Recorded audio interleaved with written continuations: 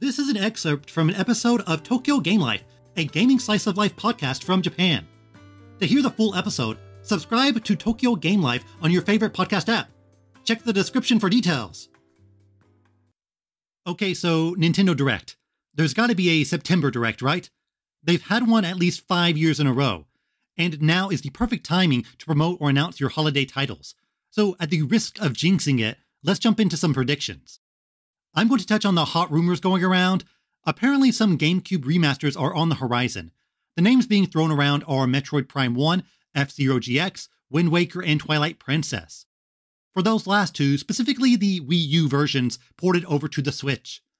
You should always take rumors with a grain of salt, but as we are nearing the end of the Switch's life, these types of filler titles and ports are only going to increase.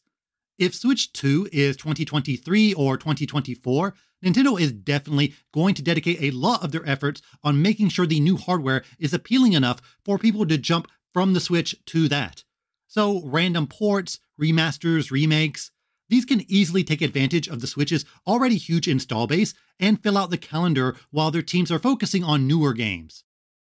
All four of these titles are good games, but to be honest, I can't see me picking them up since they're still pretty fresh in my memory. Plus, I live in Tokyo, so I have access to F-Zero AX in the arcades. Maybe if the F-Zero remaster also comes with a huge chair, I'll grab it. But if you've never played these titles, they're certainly worth your time. My favorite out of the four is Twilight Princess, which may be an unorthodox choice, but I do love that game. It's Ocarina of Time 2, for better or worse. And yes, the big elephant in the room is Zelda. Breath of the Wild 2 got delayed to 2023 earlier this year, and we haven't heard anything about it since. Nintendo tentatively has it listed for spring 2023. I automatically float to March, since that's when the original game came out, but Nintendo could easily say, hey, June 19th is technically spring. Whether it's May or June, I think we will get another trailer that will finally reveal the name. They've been holding on to that thing tightly, but I think it will have some tie-in with the game's story or major gameplay gimmick. We've already seen the whole sky thing, but I think that's not necessarily the main selling point or biggest change. They're not going to call it Skies of the Wild or whatever. Though I do think it would be funny if they've been hiding the name for years only to call it the incredibly obvious Skies of the Wild. As for what other gameplay features they could add, I think time travel or manipulation would be an interesting mechanic or theme. We've seen Link with an ability to reverse an object's momentum, so that might be a hint towards bigger time-related mechanics. Maybe there are actually two different Hyrules, a present one and one in the past and or future that you can swap between. Maybe these Sky Islands are exclusive to one time period. I love the weapon durability in the first game, but many complained about it, and I think Nintendo will implement some sort of compromise or change it in a new way. We've seen a busted Master Sword, which makes me think weapon degradation will still be present in some way. If I had to guess, I wouldn't be surprised if they introduced weapon crafting into this game. The first game had cooking, so instead of apples and fish, you've got hilts and shards. In a past trailer, there's a brief shot of Link with a shield that looked like it had something attached to it, so weapon augmentation or customization could be a major element of this new game. I think this could be a really interesting idea. Like your sword breaks, but you can still pick up, say, some metal shards or gems from your weapon and then use that to craft a completely new weapon. They could make it really granular where every weapon is unique and no one has the same tool set since you're kind of cobbling parts together. This would increase the menu management of the game though, which is something I'm not sure they want to add on to since you were definitely popping open your menu a lot in the original game. I'm certainly interested in whatever they show off with Zelda though. There's been a 6-year gap between brand new Zelda titles. That's the longest gap between console Zeldas. The concept of a straight sequel to Breath of the Wild seemed simple on paper, just go bigger and implement some cut ideas into the sequel, but I'd love to learn more about the history of this project. It clearly got way more ambitious than just some Majora's Mask-like remix, or maybe there was a lot of pressure to follow up on what many consider to be the greatest game of all time. I'm ready for whatever they show though, let's see it. Another big Nintendo title? A new Fire Emblem. I thought for sure that we would see a new Fire Emblem SRPG this year, but it doesn't seem likely. I've brought this up several times, but Intelligent Systems has an incredible streak when it comes to releasing games on Nintendo hardware. They've released at least one game per year on a Nintendo platform since 1998. But they don't seemingly have anything for this year, and they're not credited as the developers for Three Hopes, so no, that doesn't count. Is the streak over? The greatest streak in gaming? I certainly hope not. Maybe they could put out some small downloadable title. I'm always up for more Pushmo. But back to Fire Emblem, there have been quite a few leaks floating around about the game. It's rumored to be co-developed by Gust, the creators of the Atelier series. This makes sense because Gust is owned by Koei Tecmo, who worked on Three Houses. Other leaks talk about past characters showing up like as assists or maybe some sort of summon, so it kind of has like an anniversary game vibe to it. And while these were technically never proven to be true, some screenshots did come out of the protagonist and some other characters. The protag has a very striking and kind of wild design compared to past FE Lords, so I'm curious to see the reaction to that. But a new Fire Emblem? You've sold me. Day one. I'm there. A lot of people were suspecting a remake of FE4 since that's next in line in terms of remakes, but it's been over 3 years since the last proper title, so a new game is very doable. I would not be surprised if we get a new Fire Emblem in 2023 and then an FE4 remake in 2024 using the same assets.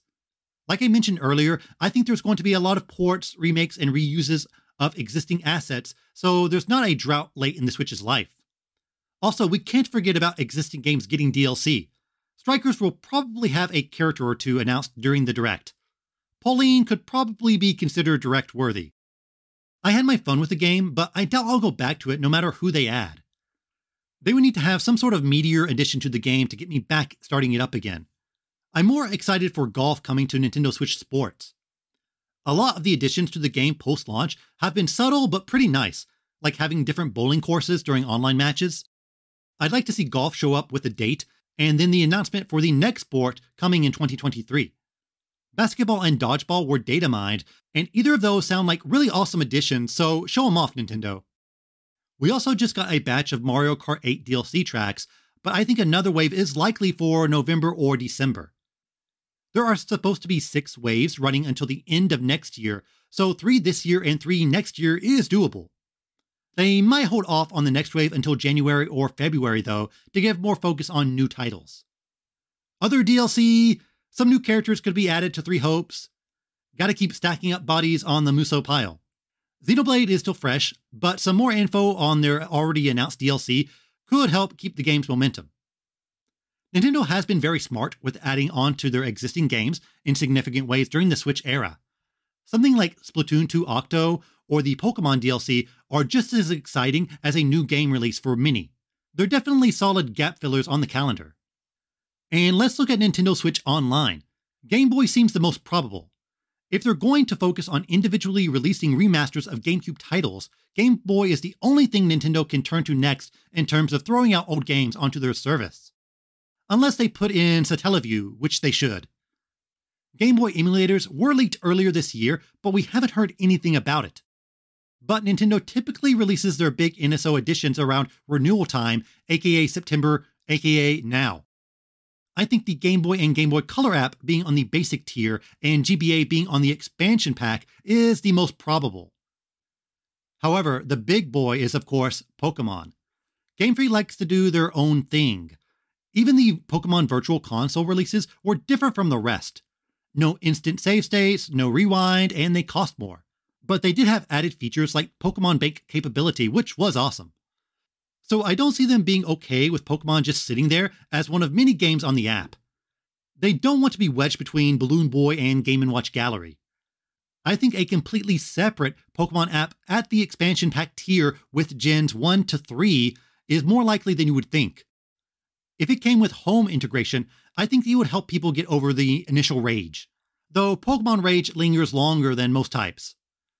Game Freak could also do what they did with the Virtual Console and release them as individual games you buy for $10 to $15 on the eShop. Though with Gen 9 coming out in 2 months, do they really want to release their old titles so close together? There's so many what-ifs with the Pokemon Game Boy titles. Put them on the NSO app, but with no home integration, release a separate app solely for Pokemon, just sell the old games, or just not do anything. If you're Nintendo, though, you want Pokemon to put eyes on the Game Boy NSO app and NSO in general. The release of a Game Boy app without Pokemon is like if Disney Plus didn't have Marvel content. Maybe there will be some sort of compromise, and the promise that Pokemon titles will come, but not at launch. This allows Scarlet and Violet to be the only Pokemon games you should think about this winter and still have something on Nintendo's 2023 slate to look forward to. PC Engine, aka TurboGrafx NSO app, coming to Switch would also be really fun, but I wonder if that's a bit too obscure to just launch by itself. It would have to come with the Game Boy, I'd think. Mario. What's Mario doing these days? He's in a lot of Switch games, but the question, when is the next Mario platformer and what will it be, gets more and more difficult to answer. We had Odyssey, his big new outing, in 2017. 2019 had the new Super Mario Bros. U port and Super Mario Maker 2. 2021 had the 3D World port. But now Nintendo is kind of at the end of the rope in terms of what Mario platformers they can shove out on the Switch. And again, if we are really just 1 or 2 years away from new hardware, do you really want to throw a brand new Mario platformer out there so quickly? Odyssey once again proved how vital it is to have a big Mario game close to launch. I love New Super Mario Bros. U, great game, but it was a bad game to show off new hardware. You want something like 64 or Odyssey to make people jump on board. Could Switch get Odyssey 2? Super Mario Galaxy 2 launched about 2 years before new hardware, and we may be at that point now, so maybe. I do think a 2D Mario title is a bit more likely. It might not be New Super Mario Bros. Though. I love that series, but a lot of people are kind of tired of it, and I really think Nintendo has kind of taken it as far as they can. People want a fresh take on a new 2D Mario, whether it be a completely new visual style or the introduction of some major new movement or gameplay mechanics.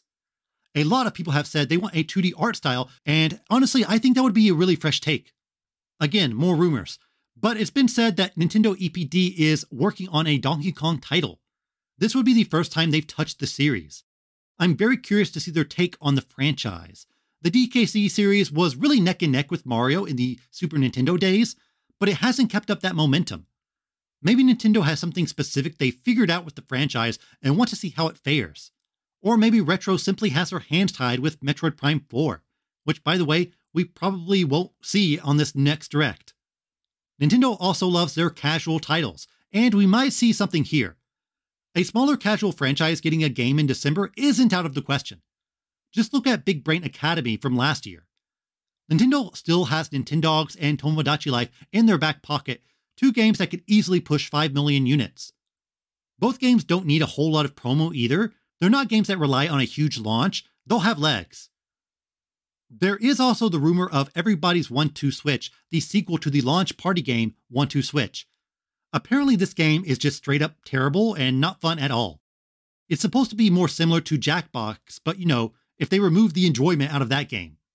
It's apparently done or close to being done, but it's so bad that Nintendo is maybe a bit clueless about what to do with it. There were rumors that it was going to come out in May, but we didn't see it then and it's not been officially announced yet. If it really is that bad, I think having it as a free NSO game would quell at least some of the negativity. Third parties. These are always a bit hard to predict. We always talk about heavy hitter Nintendo franchises showing up in these directs, but they're often filled with a lot of lower profile third-party games. Astria Ascending was shown at an E3 Direct. Remember Astria Ascending? But here's some games I'd at least like to see. Number 1 on my list, of course, is Tunic. It launched on Xbox earlier this year and is hitting PlayStation this month. Obviously, some work has to be put in to make it run on Switch, but I think Nintendo audiences would eat this game up, so I'd imagine they're doing everything they can to get the game on the platform. Maybe a December release is possible. I'd also really like to see Wildermyth show up. The devs said that they are working on a Switch version, but it would take at least a year due to the game's code. Even a short trailer with an ambiguous 2023 date would get me excited. It Takes Two is also heavily rumored, and it seems like it would be a big hit on Switch. And hey, I'm always up for some more retro collections. Looking forward to Mega Man Battle Network games for sure. I've always wanted a big Bomberman collection. So many games are Japan only, so that might be difficult to put out, but even like a Super Bomberman collection or the handheld Bomberman games, just something. They do have R2 on the horizon, so maybe it's unlikely to get a collection this soon. back to the rumor mill, Metal Gear Solid 1 to 3 may be getting a re-release. You'd think that would pop up on Switch as well, right? I'm a MGS fan, and those are great games if you've never played them, so keep an eye on that. I want Ghost Babel though, the Game Boy Color game.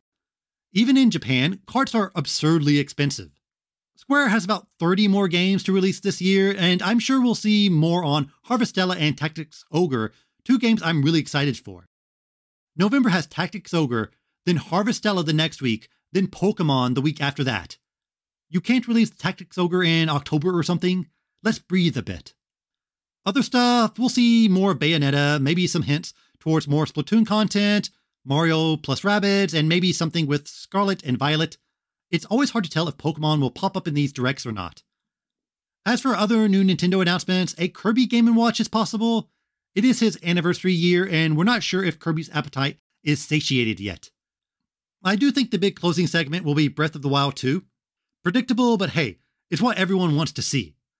I think Nintendo has a ton of things to show off in their next direct, and a lot of it will come out this year, so get excited.